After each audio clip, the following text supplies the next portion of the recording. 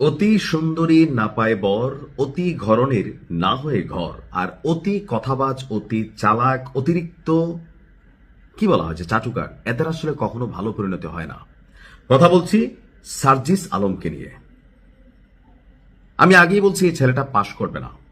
জামাতের এত শক্ত সাপোর্ট থাকার পরেও পঞ্চগড়ে ফেল করেছে সার্জিস আলম। জনগণ তাকে প্রত্যাখ্যান করেছে। এখন যখন নির্বাচনের রেজাল্ট আসলো, পঞ্চগড় 1 আসনে যিনি বিএনপির প্রার্থী ছিলেন তিনি বিজয়ী হয়েছেন। তো এর পরপরই সার্জিস আলম একটা পোস্ট দিয়েছিল তাকে শুভেচ্ছা এবং অভিনন্দন জানাইয়া। 24 থেকে 48 ঘন্টা পার হইতে না হইতে সার্জিস আলম এখন নতুন এক ধান্দা তিনি জনগণের সামনে নিয়ে আসছেন, বাট জনগণ তাকে ওয়াকথুইং বলছে। কারণটা কি দেখেন, জাতীয় সংসদ নির্বাচন ঘিরে পঞ্চগড় 1 আসনের ফলাফল নিয়ে একটা বিতর্ক সৃষ্টি করতে চাচ্ছে সার্জিস আলম। তার মন্তব্য হচ্ছে, ফেসবুকে তিনি পুনরায় ভোট গ্রহণের দাবি জানিয়েছেন। তারই বক্তব্যের পর স্থানীয় জনগণ এবং বিএনপির নেতাকর্মীদের মধ্যে নিন্দা এবং ক্ষোভের ঝড় উঠেছে।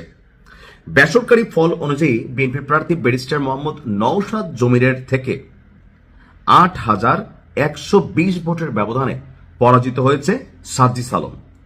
যখন ফলাফল ঘোষণা হয়েছিল, জেলা রিটার্নিং অফিসারের কার্যালয়ে বিএনপি প্রার্থী নওশাদ জমিরের পাশেই বসা ছিল সার্জিস আলম। তো রেজাল্ট তো তার সামনেই ঘোষণা হলো, 2টা প্রার্থী এখানে ছিল। ফলাফল ঘোষণার পর বিএনপির প্রার্থীকে তিনি অভিনন্দন জানান যে ভাই কংগ্রেচুলেশন, আপনি জিতছেন। তার এই বার্তাকে তখন উপস্থিত এবং এলাকাবাসী যারা ছিল, অন্য দলের নেতাকর্মীরা ছিল বা দেশের জনগণ যারা সার্জিসের ফলোয়ার আছে, সবাই মনে করলো যে এটা রাজনীতিতে নতুন ধারা শুরু হয়েছে এবং অভিনব প্রশংসিত হয়েছিল।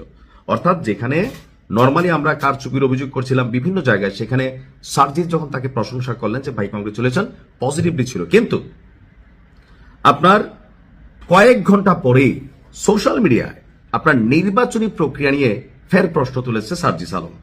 তার পোস্টে তিনি বলছেন, জনগণের রায় তিনি সম্মান করেন, কিন্তু কয়েকটি কেন্দ্রে অনিয়ম এবং ফল পরিবর্তনের আশঙ্কা রয়েছে বলে এটা তার ধারণা, এমনকি তার কাছে অভিযোগ এসেছে। আর এ সকল অভিযোগ যাচাই না হলে নির্বাচনের গ্রহণযোগ্যতা নিয়ে প্রশ্ন থেকেই যাবে। তাই স্বচ্ছতা নিশ্চিত করতে সব কেন্দ্রের ভোট পূর্ণাঙ্গভাবে পুনরায় গণনার দাবি জানিয়েছেন।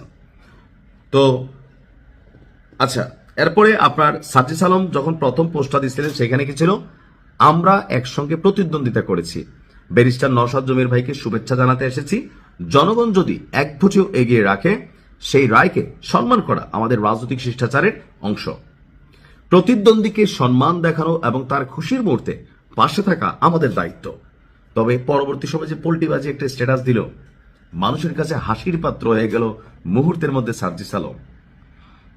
মানে সার্জিস ফেল করবে এটা অনেকেই মনে করছেন যে না, বাট আমি প্রথম থেকে বলছি যে সার্জিসের যে রাজনৈতিক বৈশিষ্ট্য বা যেই কান্না, আমার বঙ্গবন্ধু লোল টোল ফালাই দিছে, তো সেই সার্জিস যখন আবার সেই বঙ্গবন্ধুকে নিয়েই অনেক মন্তব্য করছে, জাতির মধ্যে একটা অংশ এরে ভাই আসলে টাউট মনে করছে যে দেখো এরা তো আসলে সুযোগ সন্ধানী, তাই না? সেই জায়গায় কিন্তু সার্জিসরে জনগণ ভোট দেয় নাই, এটাই হচ্ছে বাস্তবতা।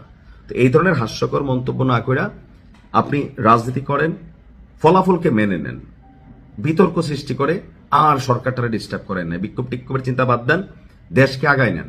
ভালো থাকুন।